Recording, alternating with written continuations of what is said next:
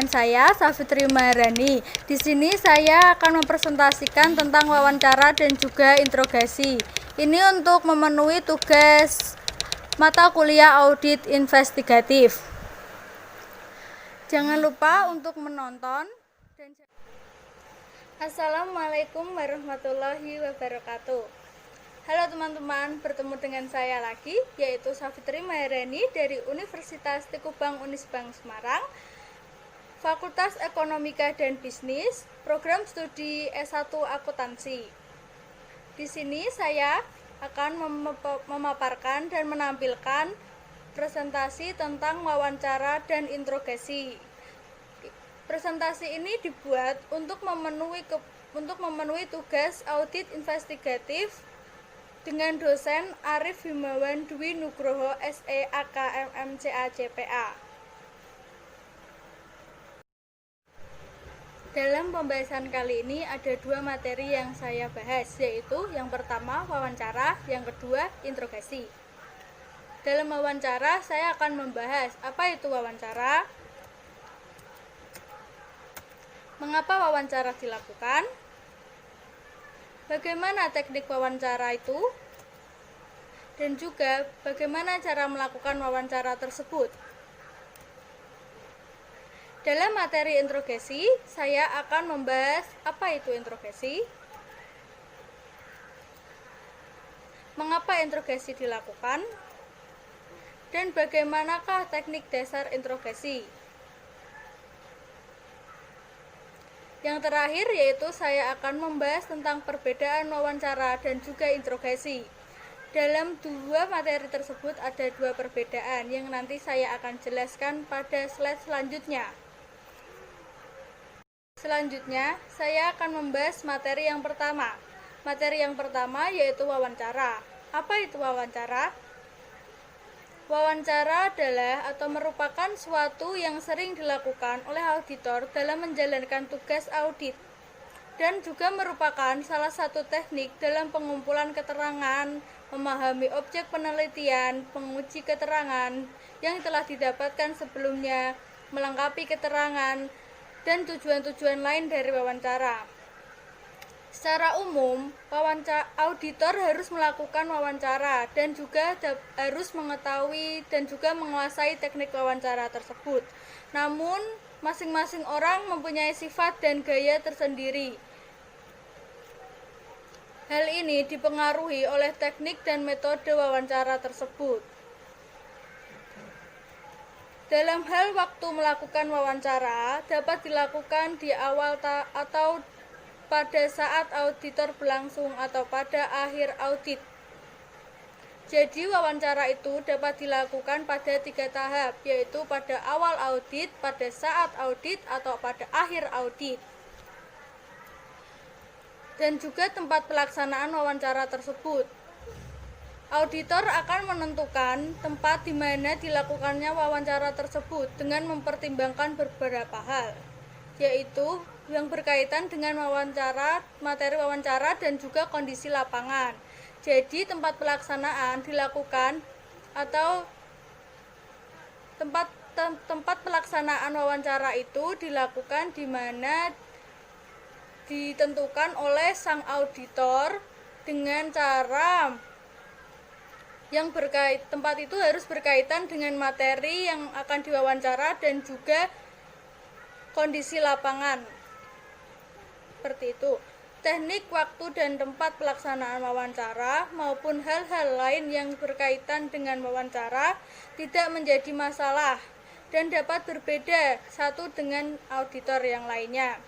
Jadi, jika melakukan wawancara, auditor satu dengan auditor yang lainnya itu mempunyai perbedaan.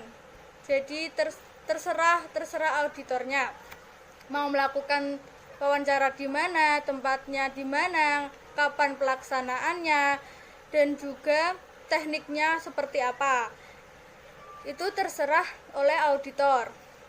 Jadi auditor yang satu dengan auditor yang lainnya itu berbeda-beda. Seperti itu.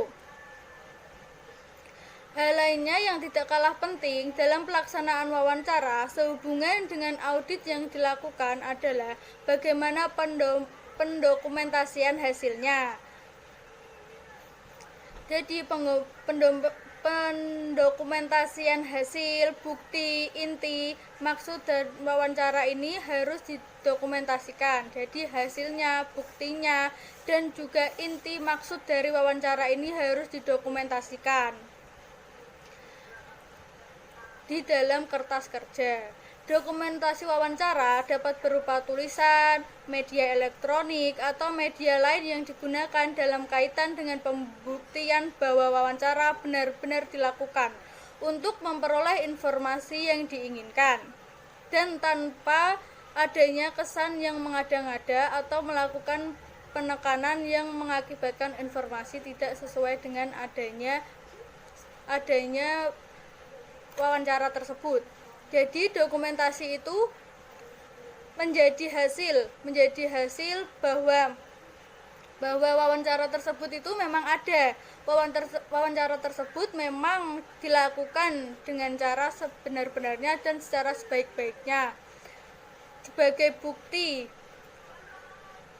bahwa auditor telah memperoleh informasi yang diinginkan tanpa adanya kesan yang mengada-ngada dan juga kesan yang menekan atau mengakibatkan informasi yang tidak benar.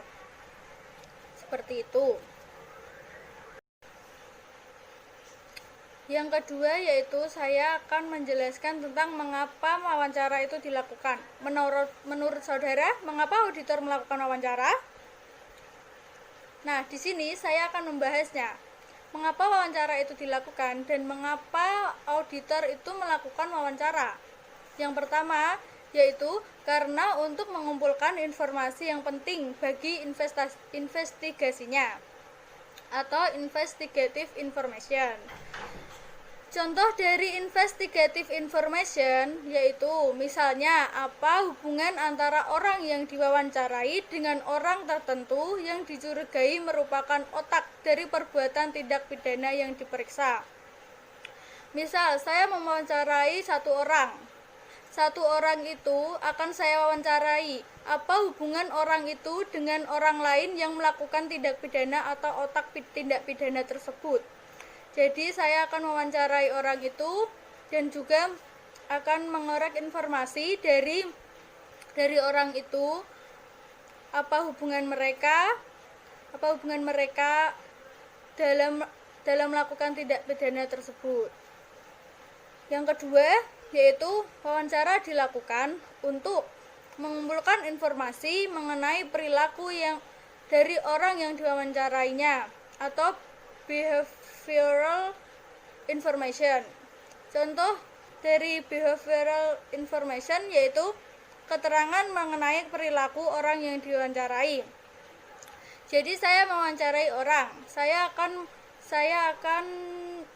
meminta keterangan dari orang yang diwawancarai tersebut. Saya akan meminta keterangan dengan sebenar-benarnya dan juga sebaik-baiknya. Karena itu sangat penting bagi auditor.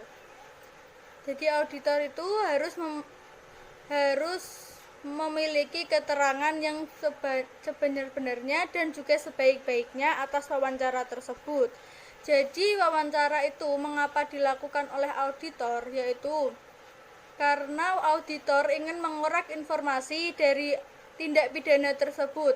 Tindak pidana tersebut itu dilakukan oleh siapa dan juga mengapa dilakukan tindak pidana tersebut dan juga keterangan-keterangan lainnya yang harus dikorek informasinya dari orang yang diwawancarai oleh sang auditor tersebut. Yang ketiga, saya akan membahas materi tentang teknik dasar wawancara. Teknik dasar wawancara ini ada beberapa teknik yang harus dikuasai oleh sang auditor ketika melakukan wawancara. Antara lain yaitu yang pertama, kematangan pribadi. Kematangan pribadi ini contohnya adalah sikap mental, kemampuan pengetahuan, yang dimiliki dan juga penampilan fisik. Yang kedua ada gaya dan karakter, contohnya intonasi suara, tatapan mata, ekspresi wajah, dan juga kemampuan memahami situasi dan kondisi. Serta yang ketiga ada koordinasi dan kerjasama, contohnya teknik improvisasi, fleksibilitas, atau tidak kaku, dan mempunyai pengalaman berinteraksi. Jadi teknik dasar dalam melakukan wawancara itu ada 3. Yang pertama kematangan pribadi, yang kedua gaya dan juga karakter, dan yang ketiga yaitu koordinasi dan juga kerjasama. Dalam kematangan pribadi ada contohnya yaitu sikap mental. Sikap mental sang auditor dalam melakukan wawancara harus tegas dan juga siap mental dalam melakukan wawancara. Dalam pematangan pribadi juga ada kemampuan pengetahuan yang dimiliki. Jadi sang auditor harus mempunyai kemampuan pengetahuan yang tinggi dan juga luas agar melakukan sesi wawancaranya dengan baik dan juga memperoleh keterangan-keterangan yang baik dan juga benar untuk mendokumentasikannya. Yang selanjutnya dalam kematangan pribadi ada penampilan fisik. Penampilan fisik sang auditor yang dilihat, auditor harus mempunyai fisik yang mumpuni untuk melakukan wawancara terhadap klien yang diwawancarainya. Dalam gaya karakter itu ada intonasi suara, tatapan mata, ekspresi wajah, kemampuan memahami situasi, kondisi, dan sebagainya. Maksud dalam intonasi suara ini adalah intonasi suara sebagai auditor dalam melakukan wawancara itu harus tegas, harus lugas, harus jelas suaranya. Yang kedua yaitu ada tatapan mata. Tatapan mata sang auditor harus melihat si orang yang diwawancarainya tersebut atau klien yang diwawancarai oleh sang auditor tersebut. Tatapan mata auditor harus tertuju pada orang yang diwawancarainya. Dan juga ekspresi wajah. Ekspresi wajah sang auditor harus memiliki ekspresi wajah yang murah senyum dan juga tidak menakutkan. Yang selanjutnya yaitu ada kemampuan memahami situasi dan kondisi. Sang auditor saat melakukan wawancara itu harus memiliki kemampuan dalam memahami situasi dan kondisi. Jadi sang auditor harus memahami situasi klien itu seperti apa, kondisinya itu seperti apa, masalahnya seperti apa, dan pidananya itu seperti apa. Jadi sang auditor harus memiliki kemampuan tersebut. Dia harus paham situasi dan kondisinya dalam wawancara tersebut. Dalam yang selanjutnya ada koordinasi dan kerjasama. Di koordinasi dan kerjasama ini contohnya ada teknik improvisasi dan juga fleksibilitas atau tidak kaku, pengalaman berinteraksi. Jadi sang auditor pada teknik dasar koordinasi dan kerjasama ini harus memiliki teknik improvisasi yang baik dan juga tidak kaku dalam melakukan wawancara. Jadi wawancaranya itu tidak kaku, sang auditor itu harus luas. Kerjasamanya itu jadi harus luas kepada si orang yang diwawancarai atau kliennya tersebut. Dan juga pengalaman berinteraksi. Auditor harus memiliki pengalaman berinteraksi yang baik. Jadi interaksi auditor dengan klien itu akan baik dan juga wawancara akan berjalan dengan baik dan juga memiliki atau menghasilkan hasil wawancara yang baik, benar dan juga bisa diterima oleh perusahaan yang menyuruh auditor mewawancarai si klien tersebut. Dalam materi wawancara selanjutnya saya akan menjelaskan materi tentang hal-hal yang dilakukan dalam wawancara.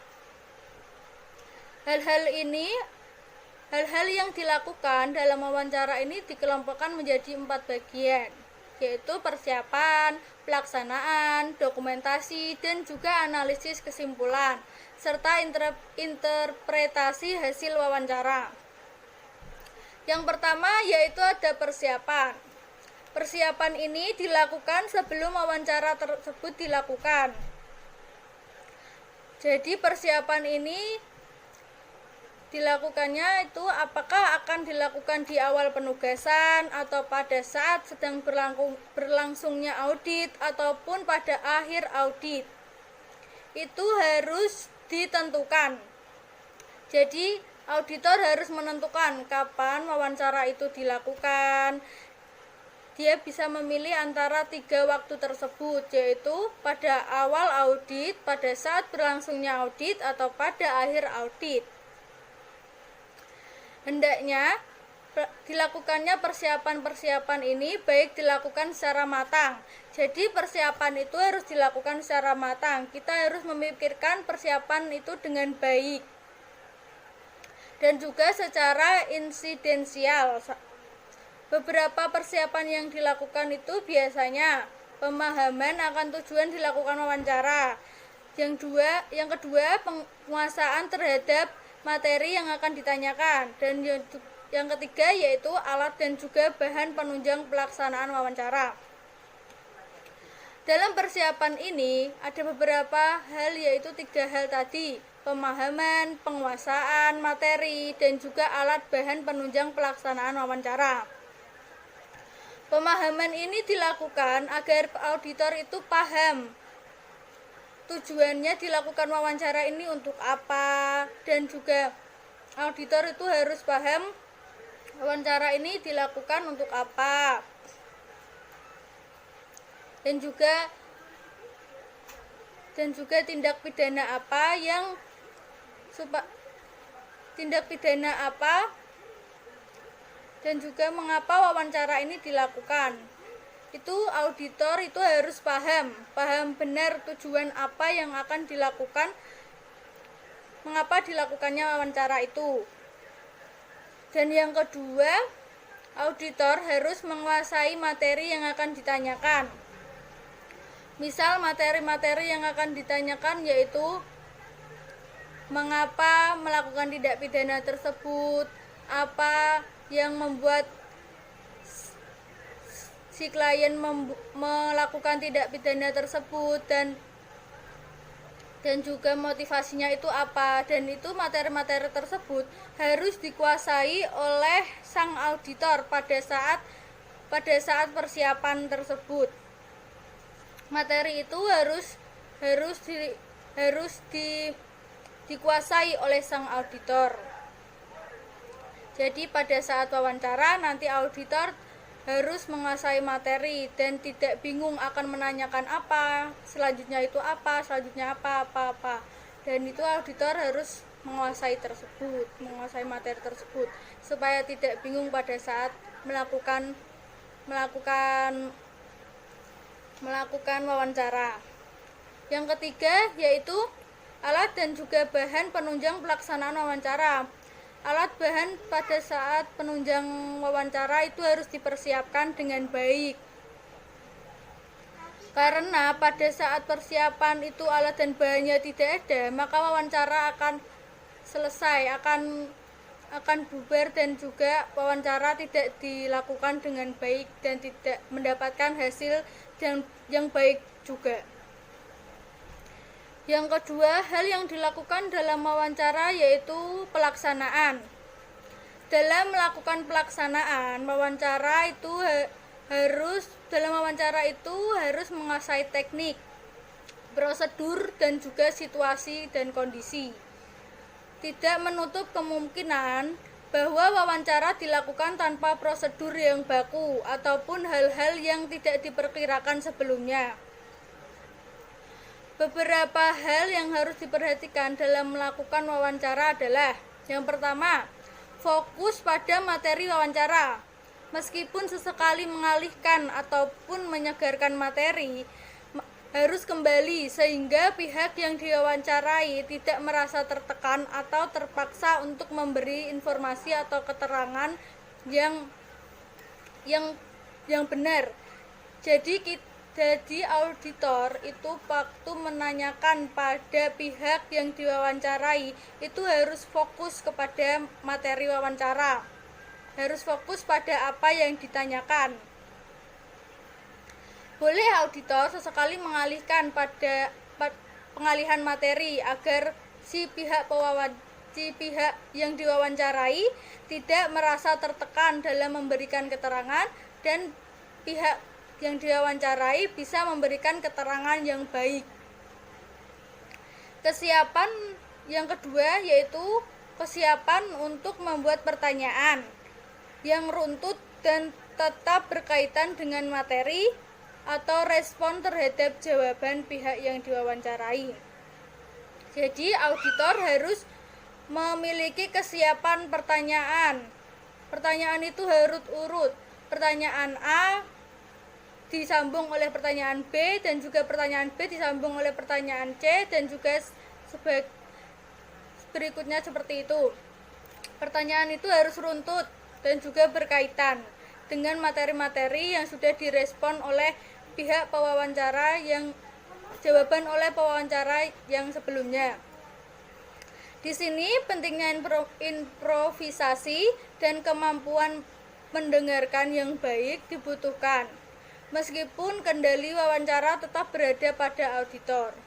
Jadi auditor harus melakukan improvisasi atau kemampuan mendengarkan yang baik.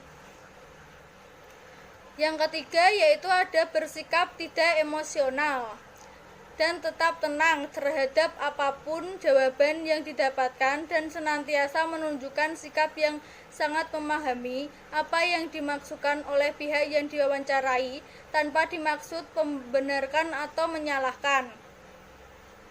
Jadi pada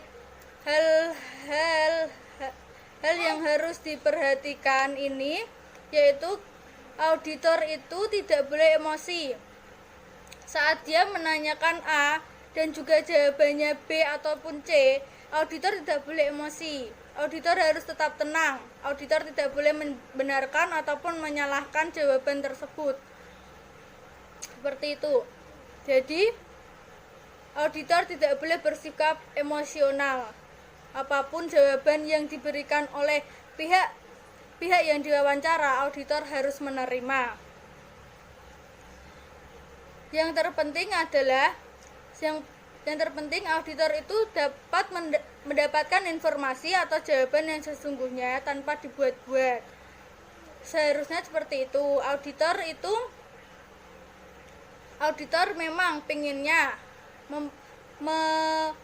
dia menerima jawaban yang benar, tapi pihak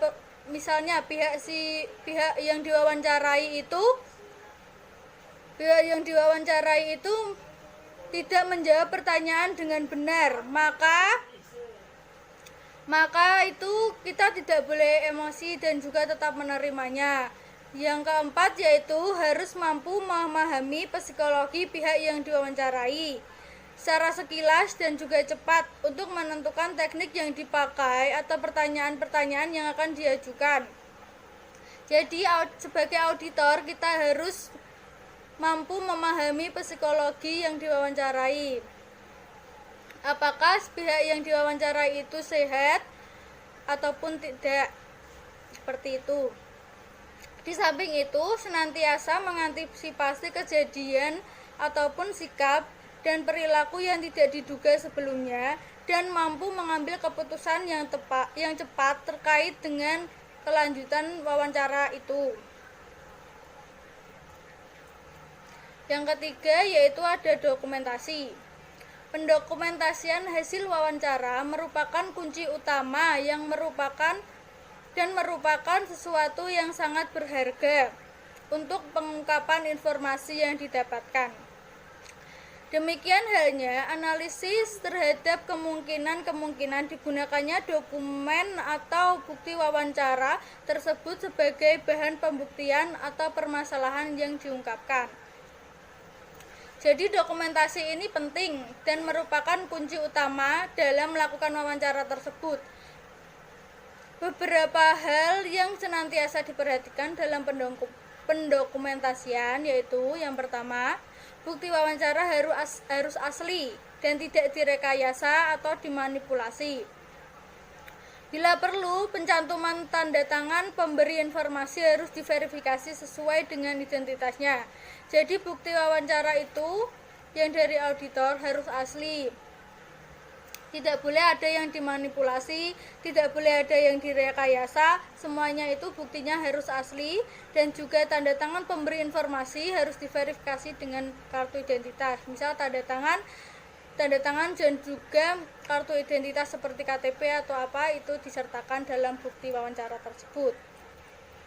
Bila menggunakan media elektronik berupa rekaman suara atau gambar, sedapat mungkin mencantumkan tanggal wawancara. Untuk penampilan gambar, lokasi wawancara dimuat dan tidak hanya wajah dari pemberi informasi. Jadi, jika menggunakan gambar ataupun suara media-media elektronik itu harus menampilkan wajah dan juga tempat kita melakukan wawancara. Yang ketiga yaitu fisik dari dokumentasi hasil wawancara harus disimpan di tempat yang aman untuk menghindari kehilangan atau berubahnya wujud dari bukti dokumentasi tersebut. Jadi hasil dari dokumentasi wawancara tersebut harus disimpan di tempat yang aman agar tidak berubah. Misal seperti kertas harus disimpan di lemari khusus karena kertas bisa saja sobek ataupun apa, supaya fisik dari dokumentasi tersebut bisa aman, bisa tetap sesuai dengan aslinya. Hal yang dilakukan dalam wawancara selanjutnya yaitu analisis kesimpulan interpretasi hasil wawancara. Dalam menganalisis atau menarik kesimpulan ataupun menginterpretasi hasil wawancara harus teliti, objektif, lengkap, akurat sehingga dapat digunakan sebagai bahan informasi atau pembuktian terhadap masalah-masalah yang ditanyakan. Jadi dalam menganalisis atau menyimpulkan hasil wawancara itu harus secara teliti, objektif, lengkap, akurat. Itu harus, karena itu hasil dari wawancara itu bisa digunakan sebagai bahan pembuktian terhadap masalah-masalah yang ditanyakan.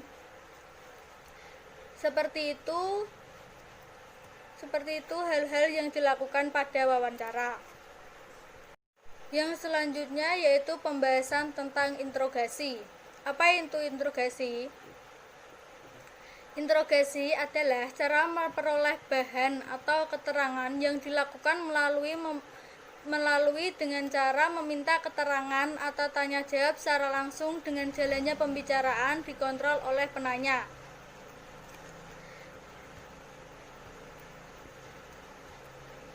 Unsur-unsur dalam interogasi yaitu ada 4. Yang pertama, interrogator. Interrogator ini adalah pelaksana secara khusus berbentuk unit atau tim khusus dengan pertimbangan teknik interogasi, memiliki tingkat kesulitan, kerawanan, dan juga berdampak sensitif. Maka pelaksanaannya dilakukan secara tim. Yang kedua yaitu unsur interogasi adalah interogasi tersebut. Interogasi tersebut adalah aktivitas yang dilakukan interrogator atau unit atau tim. Unsur yang ketiga yaitu sumber bakat. Sumber bakat adalah orang atau mereka siapapun itu yang tidak memiliki status hukum apapun kecuali kewarganegaraan yang sah, terindikasikan memiliki kuantitas dan kualitas informasi tertentu yang dirahasiakan serta memiliki tingkat kesulitan psikologi secara khusus. Unsur interogasi yang keempat ada posemik. Posemik adalah tempat, lokasi, tata ruang dan juga kondisi sedemikian rupa oleh interrogator atau tim interogasi tersebut. Jadi unsur interogasi ini ada 4. Yang pertama, pelaksana khusus. Yang kedua, ada interogasi atau aktivitas yang dilakukan. Yang ketiga, ada orang yang melakukan interogasi tersebut. Dan yang keempat adalah tempat atau lokasi yang direncanakan untuk melakukan interogasi tersebut. Sasaran interogasi ini biasanya adalah memperoleh sumber informasi karena status tertentu atau ada tindak pidana tertentu. Yang selanjutnya yaitu biasanya sasarannya adanya misi psikologi atau dalam rangka mengungkap kebohongan atau informasi yang rahasia. Yang keempat, sasaran interogasi dalam rangka mengungkapkan jaringan tindak pidana. Misal A berhubungan dengan B dan berhubungan dengan C untuk melakukan tindak pidana. Dari jaringan itu kita interogasi salah satunya. Yang kelima yaitu sasarannya untuk menentukan modus operandi atau keterlibatan. Misal keterlibatan A dalam tindak pidana tersebut, keterlibatan B dalam tindak pidana tersebut, dan juga keterlibatan C dalam tindak pidana tersebut itu apa, maka kita interogasi. Sasaran interogasi yang selanjutnya yaitu dalam rangka memberi bantuan penyidikan. Jadi kita melakukan penyidikan terhadap seseorang yang kita interogasi supaya memberikan informasi yang benar. Yang kedua yaitu tentang interogasi. Saya akan membahas tentang mengapa interogasi itu dilakukan. Menurut saya, interogasi itu dilakukan karena untuk mengakui yang sebenarnya, artinya apa yang sebenarnya terjadi, siapa yang sebenarnya melakukan, dan juga berapa jumlah atau nilai fraud atau kecurangan yang sebenarnya. Jadi interogasi ini dilakukan agar kita mengetahui apa yang sebenarnya terjadi, siapa yang melakukannya, berapa jumlah ataupun kecurangan yang sebenarnya dilakukan, dan juga seterusnya. Contohnya, seseorang sedang sial, ia dikira berbohong dalam wawancara sebelumnya. Karena itu selanjutnya maka ia diinterogasi. Setelah diinterogasi, baru ketahuan ia bersalah atau tidak. Dalam hal ini, investigator seolah-olah gagal mendapatkan pengakuan bahwa orang itu bersalah. Namun, ia sebenarnya berhasil. Interogasinya mengungkapkan kebenaran bahwa orang yang dicurigai tidak bersalah. Jadi, orang itu misal tadi dalam wawancara, ada seseorang yang diwawancarai itu dianggap atau dikira berbohong dalam wawancara tersebut. Selanjutnya yang ketiga, saya akan membahas tentang materi interogasi, yaitu teknik interogasi. Teknik interogasi itu ada 3. Yang pertama secara halus, yang kedua langsung, dan juga yang ketiga secara keras dan juga tegas. Teknik yang pertama yaitu secara halus. Secara halus seperti konstruksi psikologis tertentu dalam rangka untuk membangun kepercayaan penuh sehingga mampu menimbulkan penilaian pada jiwa sumber informasi. Jadi kita melakukan interogasi itu secara halus. Kita melakukannya dan juga menanyakan kepada seseorang yang diinterogasi itu dengan secara halus dan juga bisa membangun kepercayaan penuh antara si penginterogasi dan juga si yang diinterogasi. Yang kedua yaitu tekniknya dengan cara secara langsung. Cara langsung ini adalah si penginterogasi menanyakan langsung pokok atau inti persoalan kepada si yang diinterogasi.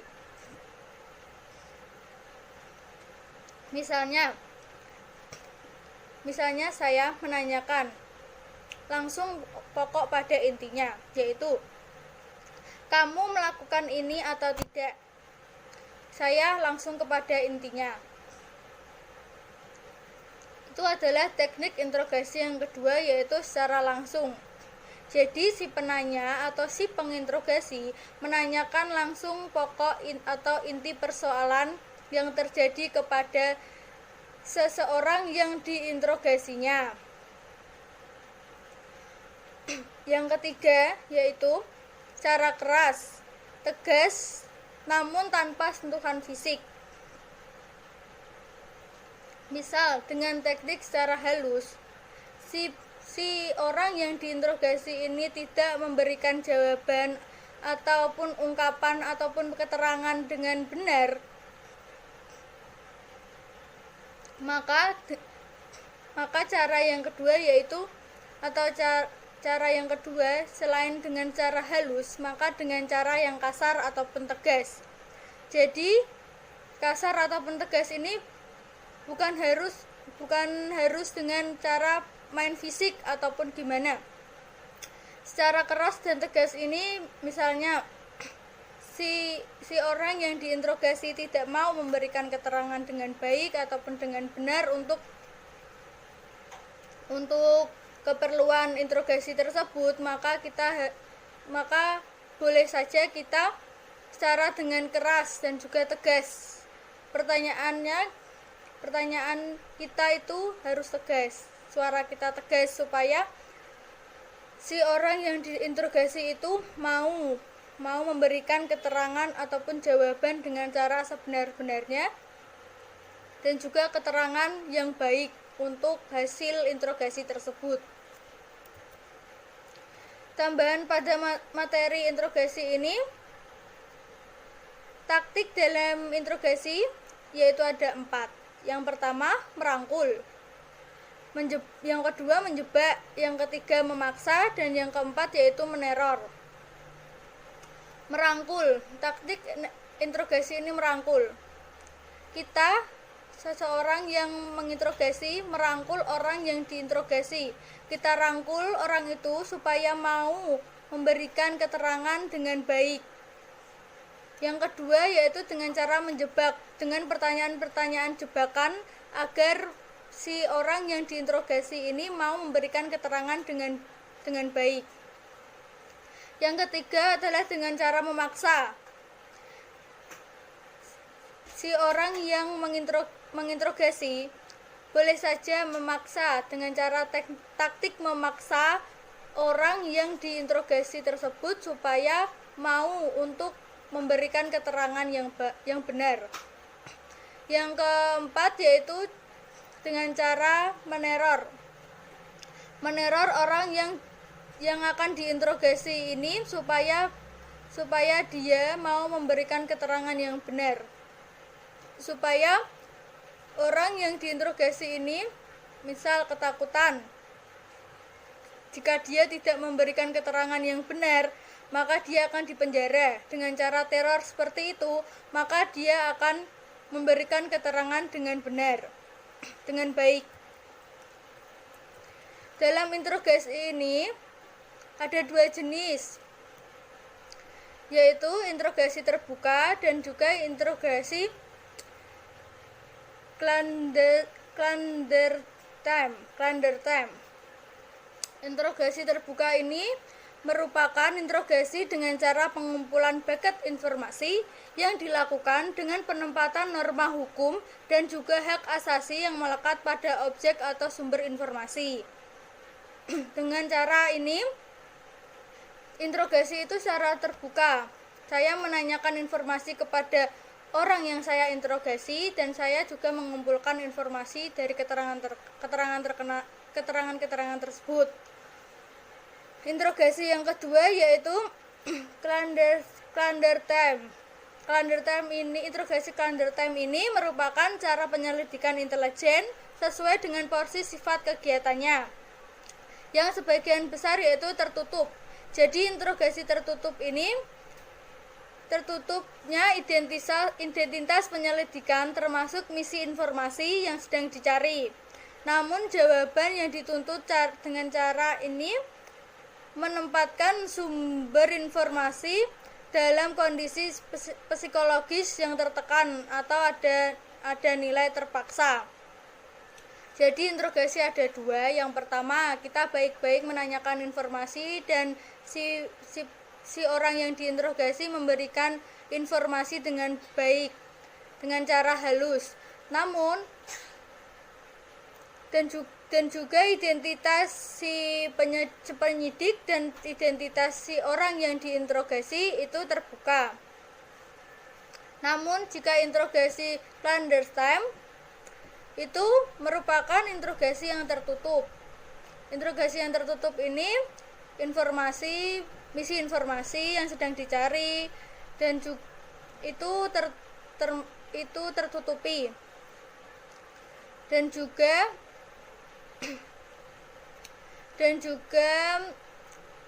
jawaban-jawaban yang diinginkan oleh si penginterogasi itu adalah jawaban-jawaban yang pertanyaan-pertanyaan yang memaksa. Jadi pertanyaan-pertanyaan itu memaksa si orang yang diinterogasi supaya memberikan jawaban atau keterangan dengan benar dan juga baik agar bisa keaslian interogasi ini bisa dipertanggungjawabkan. Seperti itu. Pembahasan yang terakhir yaitu tentang perbedaan wawancara dan juga interogasi. Apa perbedaannya? Mari kita bahas pada slide yang selanjutnya.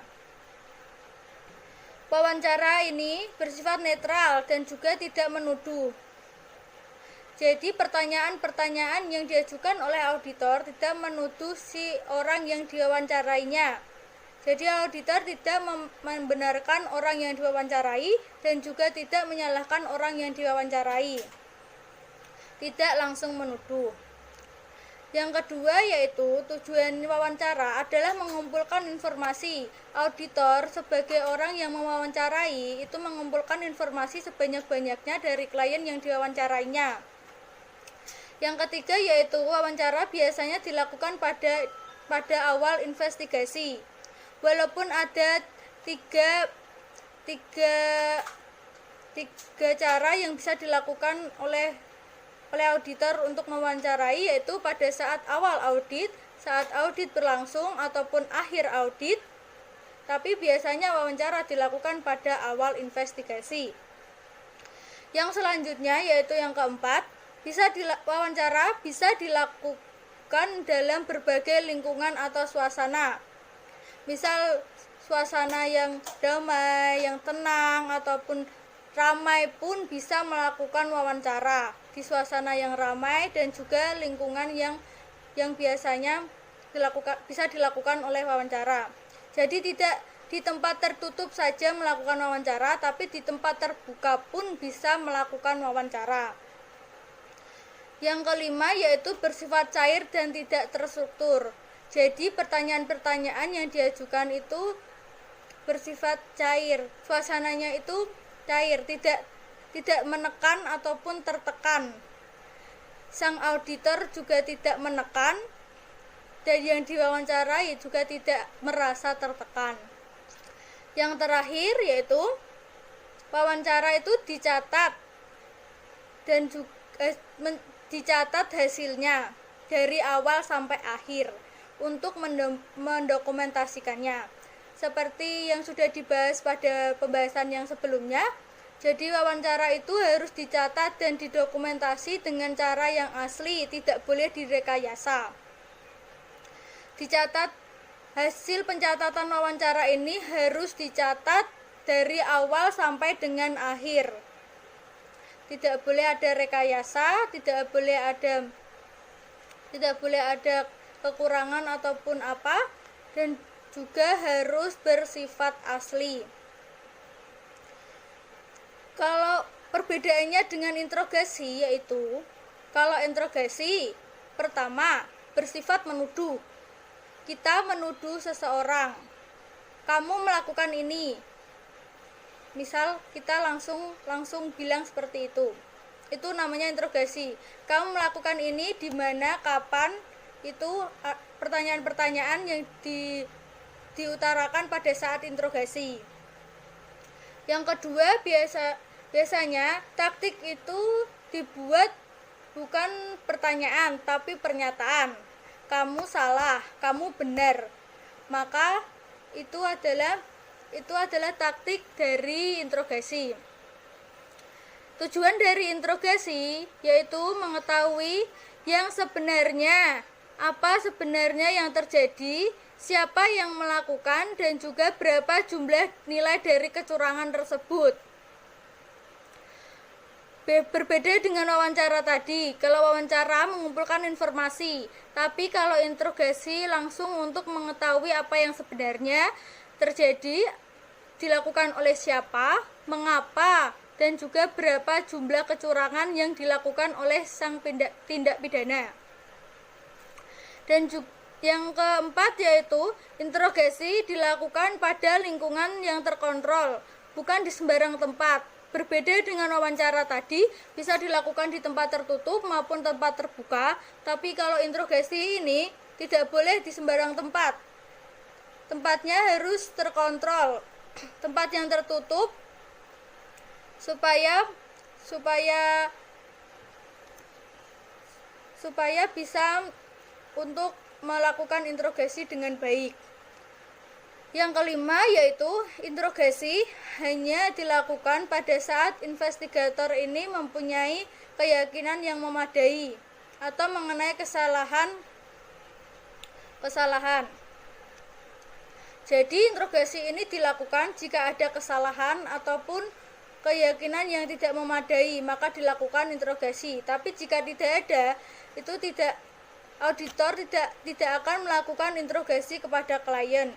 Cukup hanya dengan wawancara saja. Tapi jika pada saat tahap wawancara si orang yang diwawancarai ini dituduh memberikan keterangan yang tidak baik ataupun tidak benar jawabannya itu, maka dia akan dilakukan interogasi oleh sang auditor. Jadi interogasi ini dilakukan jika keterangan pada wawancara ini menurutnya tidak baik atau tidak benar. Sekian presentasi dan juga pemaparan materi dari saya. Jangan lupa saudara-saudara sekalian untuk like, komen, dan juga subscribe YouTube saya supaya saya bisa lebih baik membuat konten pembelajaran dengan baik. Dan juga ada sedikit kata-kata bijak yang dapat memotivasi saudara. Tiada kesuksesan tanpa kerja keras, tiada keberhasilan tanpa kebersamaan, dan juga tiada kemudahan tanpa doa. Jadi kalau ingin sukses kita harus kerja keras, jika kita ingin berhasil kita harus kerja sama, dan juga jika kita mau kemudahan kita harus berdoa. Sekian dari saya. Wassalamualaikum warahmatullahi wabarakatuh.